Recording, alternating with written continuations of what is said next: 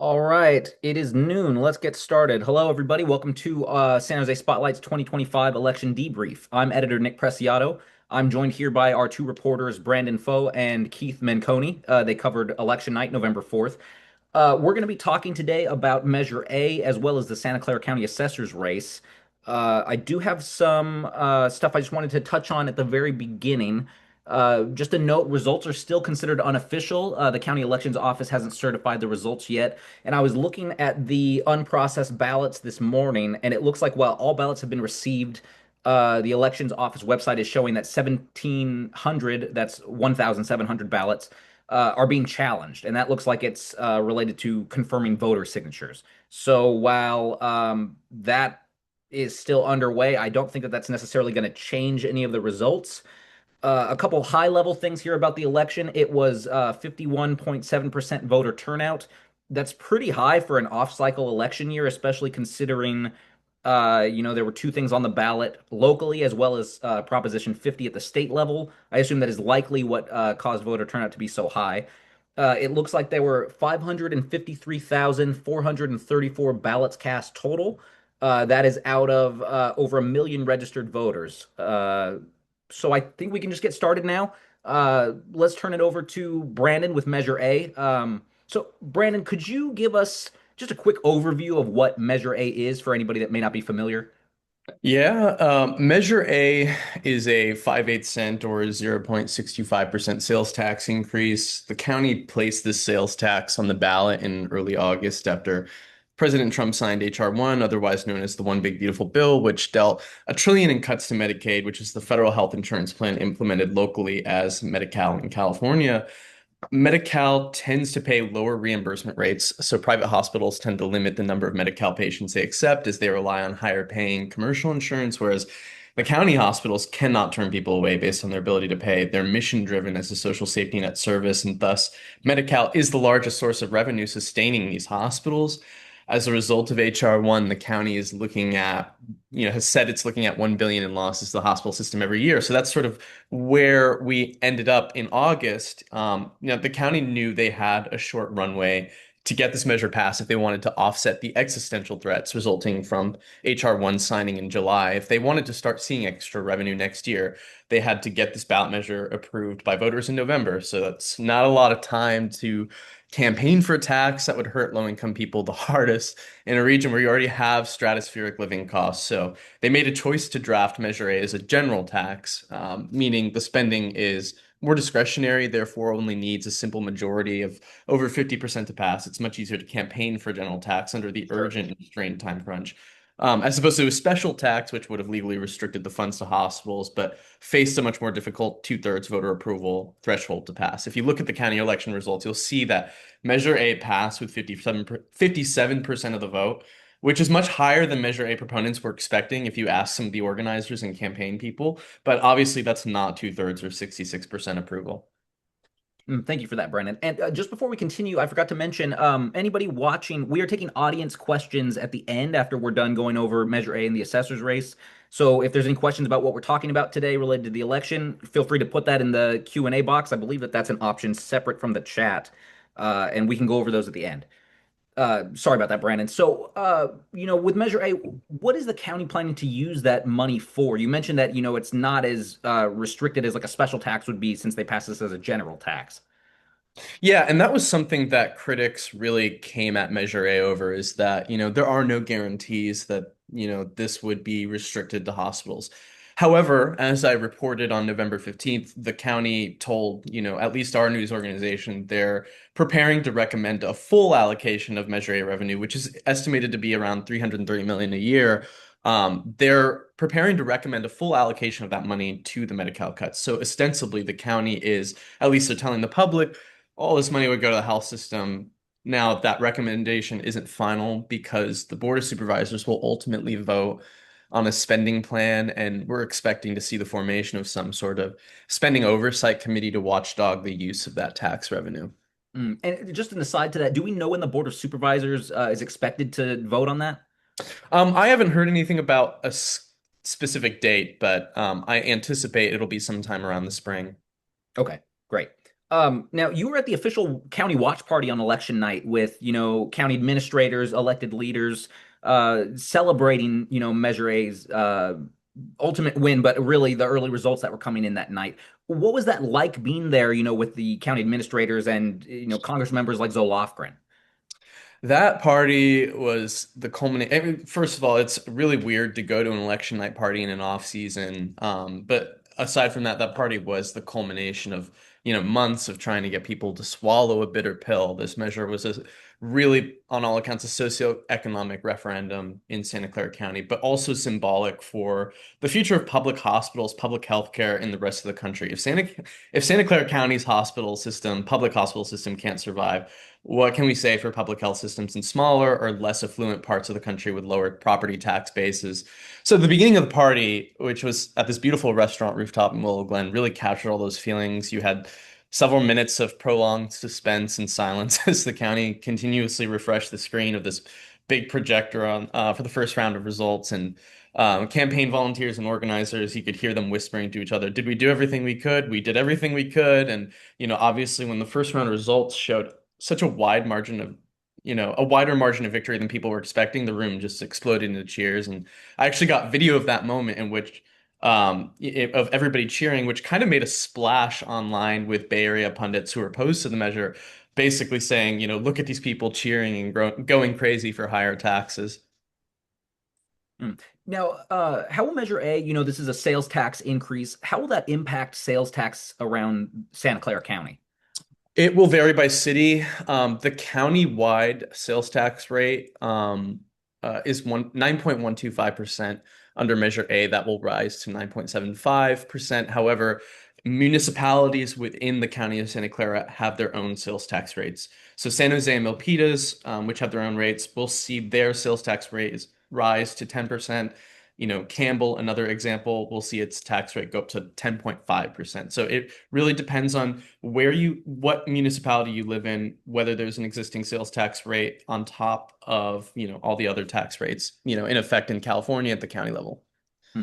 Thank you for that. Now, last question, and this is there's kind of a lot to unpack here. There's been some controversy. Well, there was controversy already when Measure A hadn't passed, but now that it has passed, District Attorney Jeff Rosen has come out and said he may investigate the county over it. Can you explain what's happening there and how the DA is kind of involved in this? Yeah, I think it's really in line with, since 2020, across the state, municipalities, public agencies, county agencies have really grappled with, police spending versus social safety net spending. After George Floyd, we had a really big debate about that and, how communities are affected by our spending priorities. So I kind of got a little bit of that when the supervisors placed Measure A on the ballot in August. Notably silent were people like Mayor Matt Mahan, people in law enforcement, the people who are opposed to taxes. Um, you know, you just I could understand, as soon as kind of this discussion was happening, that there would be disagreement over, campaigning for a tax, trying to get voters on board, with some officials putting not everybody, nobody likes taxes, and, there will be public officials who don't want to put their names on, things like this because they're trying to, for whatever reason, appeal to a certain political base, or they have their own gripes with the county's spending priorities. So, um, you know, early on in the campaign, you saw the public safety unions, the sheriff's deputy union, the county prosecutors union. Their president actually told me that they supported Measure A from the get-go, that their union had endorsed it early on, but they were they had joined the sheriff's deputy union, and I believe District Attorney Jeff Rosen in this public kind of series of remarks at the early stages of the campaign where they're going, "We're not sold on this tax. We have been, while the county has prioritized the hospital system and made it its primary budget, strain, really."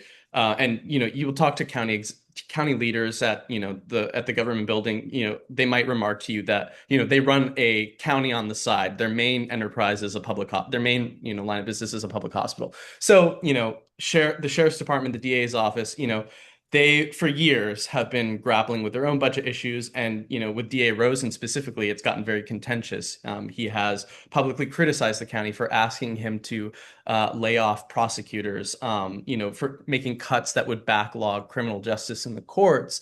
And essentially, these unions were basically saying, before we support this, we want to know if, the hospitals will get all this money and we'll still be forced to hang out to dry and, make our cuts. So at a certain point, after the unions kind of put that messaging out, they came back and they said, we talked to the county. They gave us assurance. This was their words, that they gave us assurances that, we will see benefits from Measure A, that, we will, not be hung out to dry, that we won't be kind of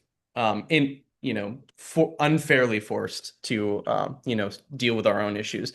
Mhm. And then obviously on November 15th, when we report on the county, we're going to make the spending recommendation to fully allocate Measure A to the health system.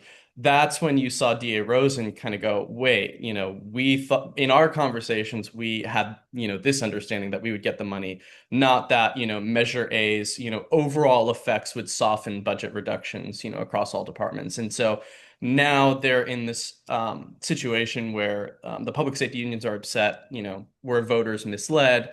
The county is saying we've been clear from the beginning in all of our messaging, when we talk about, the Trump cuts or on the kind of campaign side, when they talk about Measure A, they're talking about hospitals. There Mhm. was a situation where the county came under fire for putting out mailers under county letterhead, kind of warning voters right around the time the ballots were going out, about, the Trump cut threats to the hospital system. I mean, when you look at the county's messaging, it was about hospitals. So that's kind of the situation we're in. Thank you for breaking that down. So, I mean, it seems like a lot of this ties back to the fact that the county went with a general tax where the money isn't necessarily allocated for a specific thing. Even though they're saying this is going to go to healthcare, it could, hypothetically be used towards something else. At the same time, it also seems like had they gone with that special tax, they might not have reached the threshold that they needed, that 66.7%. Exactly. And that's why there's so much contention over, how was Measure A promised to be spent? Should it all go to the hospitals? What about these other departments that are struggling? On top of the, other criticisms of, this will hurt poor people the worst. It is a regressive sales tax. Yeah. Well, thank you for breaking that down for us, Brandon. Let's go to the Santa Clara County Assessor's Office race next, and Keith, let's talk about that a bit. But just starting off, can you explain what a county assessor is and what they're responsible for? This isn't what you would think is like it's an elected position, but it's not something necessarily as political as like the Board of Supervisors, for example. Right, exactly. So it is a very important role and a very influential role, but ultimately the work that's being conducted is technical, it's specific, it's professional. So specifically what they do is they carry out the assessments that make up the county's property rolls. Put all together, Santa Clara County's property rolls amount to $700 billion. So that is a very important set of numbers to get right. This is including both the real estate assessments and the business assessments. And it's important on the one hand for taxpayers because how much your property is assessed has implications for how much taxes you're going to pay. And it's also important for local governments because how much those assessments add up to have big implications for how much property tax revenue those local governments are going to pull in. Thank you for breaking that down. Now, this was a special election. It's an off-cycle year for elections. Why are we having the special election for this seat? Well, it all stems from the resignation of Larry Stone. That is the longtime Santa Clara County assessor, served in that role for 30 years. So at the time that he left, made him the longest standing elected official in the county. He left in June, and when he did so, he had about another year and a half left on his term. It ends at the end of 2026. At the time, Spotlight reporters spoke with him about that. I believe it was Brandon. And Stone didn't give really a terribly direct response when asked why he left when he did. What he said was, quote, "This was just the right time to step down." So not a lot of clarity there, but he did also mention the fact that he was sticking around at least long enough to see the beginning steps in this very important process that's been in the works for a long time, which is the rollout of a new computer system that manages the work at the assessor's office. That was finally approved, the expenditures for that was finally approved by the County Board of Supervisors in June. And so Stone essentially wanted to make sure he at least made it to that milestone. Now that he's gone, whoever wins the final election for this seat is going to serve out his term through the end of 2026, but then is going to need to run again for a full term. Hmm. Now, you mentioned something interesting. So, this is an election debrief on November 4th, where people were voting for this assessor's race, but that wasn't the end of the race. That ended up leading to a runoff down from four candidates to two. And it looks like they're going to be going to the runoff on December 30th. Can you talk about who's going to be competing in that race? Yeah, so there were four candidates to start out with, and two of them have now been eliminated. That was Yen Zhao and Brian Doe. So that now leaves us with Los Altos Vice Mayor Nasa Flygore, and then we also have tech executive and former Saratoga council member Rishi Kumar. Flygore was the front runner. She earned 37, close to 37.5% of the vote, and Kumar got 24%, putting him just a little bit ahead of Yen Zhao. Yen was about 20%. Flygore needed to make it to just 50% or over in order to avoid a runoff. So since there was no outright winner, this is now, as you said, going to that December runoff. Both of these candidates, it's kind of interesting. They are both running on their experience, and they're both running on the argument that they have the experience to carry through some modernization measures, including the rollout of that new computer system.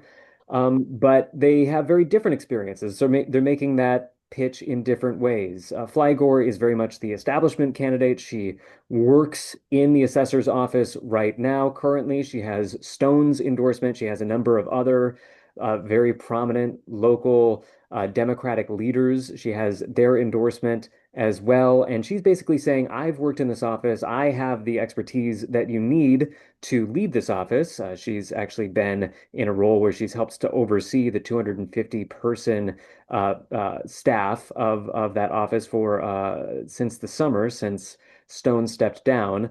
And so she's saying essentially you need a steady hand to carry out this work.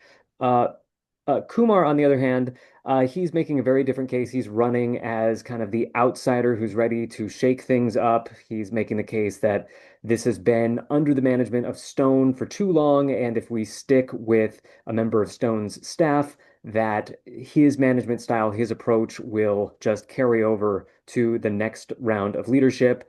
And he's also making the case that with his own background in tech, he's worked for a number of Silicon Valley companies. He's basically saying, I am uniquely equipped to carry out this tech modernization. I understand these systems, and I'm going to be able to deliver in a way that really nobody else would be. Hmm. Now, can you talk a little bit more about the candidates' platforms? What are they saying that they'll do if they're elected? So a lot of this again boils down to this focus on modernization and the upshot for average residents, the way that average residents might feel this in practice is these candidates are saying that ultimately this will cut down on assessment times and it will cut down on appeals. So when a property owner says, you didn't get my assessment right, file an appeal, sometimes that can take a very long time to adjudicate. These candidates are saying that they know how to bring down those times and make this an easier user experience for average residents. Flygore is also saying that she wants to expand community outreach and gain more perspective in that way from average residents, learning from them what they want to see from the assessor's office. And Kumar, he is bringing in a perhaps unusual angle to this race. He is making the case that as the county assessor, he's going to be well positioned to make the argument for lower taxes in California. He himself has held a number of local government roles over the year, and he says that in those roles, he's always put a focus on lowering fees, whether it's PG&E or government fees, and lowering taxes. And he's saying that he is going to carry those priorities over into the assessor's office. Now, it should be said that the assessor, this role itself, actually does not have the authority to set any tax policy. That's just not a part of the assessor's remit. The assessor is really just there to carry out these assessments. But Kumar is making the case that, this is a high-profile role, something of a bully pulpit position for the county, and so may be able to set the agenda on tax issues. In particular, his most audacious claim is that he is going to be able to push for a ballot measure that would eliminate taxes for many homeowners aged 60 and up, basically eliminating the taxes for property taxes for 60 and up residents for one of their homes. If they had more homes than that, then those second, third homes would still have property taxes assessed. This has gotten a lot of attention over the course of this race and a lot of pushback from the other candidates who are saying, this is really not something that the assessor is capable of carrying out. It's a misleading claim and something that should not be a part of this race. Kumar's response to that is, hey, I'm just saying that as an elected leader, this is something that I will be in a great position to make the case for, and that's what I'm promising to do. Thank you for breaking all that down for us, Keith. So we are going to keep covering whatever happens with Measure A in regards to District Attorney Jeff Rosen, the Oversight Committee, when the Board of Supervisors eventually votes for the spending plan. So you can keep a lookout for that on sanjosespotlight.com. We will also be covering the December 30th runoff for this assessor's race. That will likely be Keith, possibly Brandon. Maybe you guys will tag team that. So yeah, just keep a lookout for that. I guess we can go to audience questions now. And I think, if you have any questions, now's the time to put them in. We may wrap this up early if we don't get more. I see a couple here. What do the 2025 election results say about what we could see for the 2026 San Jose City Council races? Yes, so, this is at the county level. It's not necessarily a city thing. And Keith, I know you're our city reporter, so let me know if you have any thoughts on this. I don't know specifically about the council races, but I would be interested to see if San Jose is going to look at putting any kind of ballot measure for a tax or getting revenues in regards to the federal cuts. Measure A, was really prompted, kind of like Brandon, you had said, with Medi-Cal cuts, things happening at the federal level that are trickling down to the local level in response to that. I think the fact of the matter is that everywhere is hurting. It's not even just local governments. We're seeing it with nonprofits that serve food and even some organizations that are dealing with homeless supportive housing. So I think that the city is going to be in a real interesting bind in regards to money and dealing with their deficit when federal funds aren't coming down. Keith, I don't know if you have any thoughts on that. Yeah, I think the one thing that we can maybe take away from these races is getting some insight into the priorities that voters are going to have going into future elections.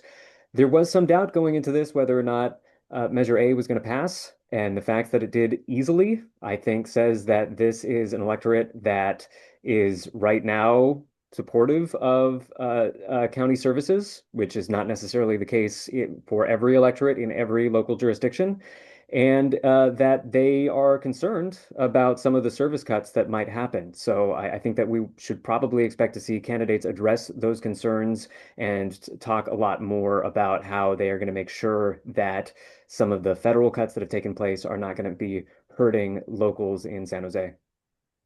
Thank you for that. Brandon, I don't know if you have any thoughts on that.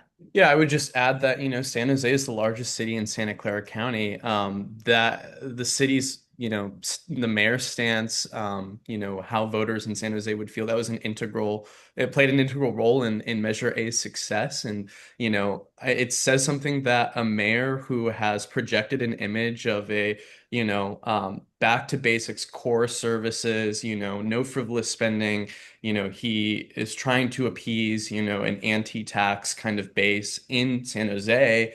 It says something that while he was reluctant in those first few days that Measure A was placed in the ballot, he eventually, came around. Granted, it was with kind of the blessing of the public safety unions. So he didn't really detract too much from his image there, but that he came out and supported this. And also on top of that, the VTA resolution supporting the tax measure that would support VTA services. So I think people are getting a lot of signals that, you know, a focus on safety net services that are of public benefit is going to play a big role in the election. Thank you for that. Another question here. Can you please educate about sales tax? What are the differences between purchasing at a retail store compared to purchasing from Amazon? Where does the money go? Is it based on where the store is located, or does it go to where the purchaser lives? I'm not too familiar in terms of tax and how that breaks down. I believe, and Brandon, correct me if I'm wrong, please. I believe that Measure A is more focused on the retail side of things. So, like, if you were to go to, let's just say, like a retail business in San Jose, you would be paying what that percentage is. I think the trick is also that while this is a county increase, a 5/8 cent increase, it's going to vary across the county, across all these cities. People in San Jose might be paying more than, let's say, Campbell or somewhere else. Yeah, and it's not always possible to determine the correct tax rate based solely on a mailing address or zip code. Um, but yeah, generally, in my experience, if the item is shipped to the customer online, the tax applies to the delivery state. Yeah. For the person who asked this question, we are going to be doing a story kind of breaking down the sales taxes across the county and how this is going to work. So I've made a note here, and Brandon, I think that's definitely something that we can address in that story just to clarify, the difference between like buying something online at Amazon versus going to in a store at San Jose or somewhere locally. Exactly. My plan was to break down sort of, at the bottom of every purchase you make, the receipt, the breakdown of the sales taxes. What will that look like under Measure A? And also mapping out the sales tax, the new sales tax under Measure A for every city. So that'll be coming, so stay tuned. Yes. We got a couple more questions here. Someone is asking, are prior endorsers of Yen Zhao going to now support either of the two finalists? I don't know that offhand. I don't know if anybody has come out in support of either of these candidates. Brandon or Keith, are you familiar with that at all? So I was at Yan Zhao's watch party on election night, and I actually asked that question to a number of people at the party. It turned out one of those people I asked to was her son, so he gave kind of a sheepish no comment. But you know, it it was mixed. I heard both ends of that. I heard from some people who were saying that in their view, Kumar would be the worst outcome because they were very much turned off by the promise that he made with regards to tax cuts. They said they believed that that was a misleading claim, and so it turned that off. I heard that from a few people.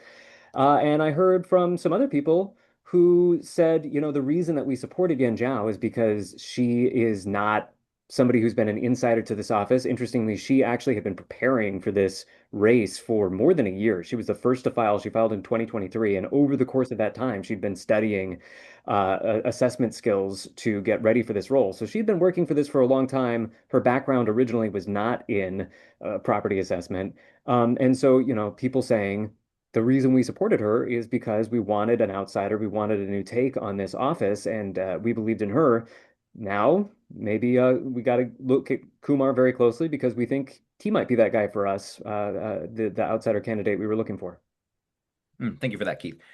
We have another question here, and I think unless we get any more questions, everybody, I think we're going to wrap up after this last one. So now, if you got any questions, now's the time to ask them. Somebody is asking, is there going to be early voting? Yes, I believe that there is. I think that that's just a standard. Yeah, Brandon's nodding yes. I believe that's just a standard thing that happens. We'll have the mail-in ballots go out. I'm very interested myself just to see what turnout is going to be like. I mentioned at the start of the call, sorry, let me go back and look at this number, that there was a 51.7%, technically 51.79% voter turnout, which is pretty high for an off-cycle election. But I think that part of why that was so high was Proposition 50. There was a lot of messaging all across the state about getting people to turn out and vote. It's, a state level issue, but it has federal repercussions in terms of redistricting and the number of seats that California has in the House. So with that, I mean, with Prop 50 not being on the ballot, with this runoff election really being the only thing for December 30th, I would be very interested to see if turnout is going to be the same. It's also the middle of the holiday season. It's right after Christmas and right before New Year's. So I would assume that that's probably going to have some impact on people voting in person. But California as a whole has a very high turnout for just mail-in ballots in general. Brandon, I don't know if you have any thoughts on that.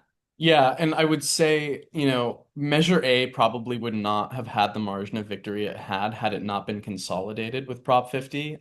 That was just, even to people who don't vote in, special or off-season or even midterm elections, that was a very recognizable thing that galvanized a lot of Democrats in California. You could see that Prop 50 was going to play an integral role in the results of the election just based on how, opponents of Measure A were trying to get Trump's name stricken from the ballot when they sued the county over the legality of placing Measure A in the ballot. They knew that, the political environment in this county was just, it was in such a way that, if efforts to oppose Measure A were associated with conservatives or the right or Trump, people would probably respond the other way. And yeah, I agree. I think, this runoff, it will be a test of, voter turnout in Santa Clara County. Maybe we're still in the afterglow of the special election. It was, it was so noteworthy for, many reasons that maybe people are just, still in that mode, or maybe people are just, it's in the rearview mirror, forget it. At least, these top two candidates are people I'm comfortable with, or yeah. Thank you for that. It looks like that was our last question, so I'll give it just another minute in case anybody else has anything to add. I did want to share that San Jose Spotlight is currently in our Newsmatch donation drive. It's something we do at the end of every year, where any donations we get now through the end of the year are matched dollar for dollar, and I believe that is up to 1,000. So if you're interested in donating to the work that we do here, we're a nonprofit. We keep, independent political reporting alive in San Jose. Now's the time to donate. And I'm not seeing any questions come in, so I think we're going to wrap up now. If you do end up coming up with any other questions for us, please reach out to us. My email is nicholas@sanjosespotlight.com. Keith's is keith@sanjosespotlight.com. And Brandon's is brandon@sanjosespotlight.com. If you can't remember the names, just info@sanjosespotlight.com. We'll go to a general account and we can check it then. Everybody, thank you so much for attending. Brandon and Keith, thank you so much for taking the time today. And yeah, everybody have a good day and a good holiday. Take care. Yep.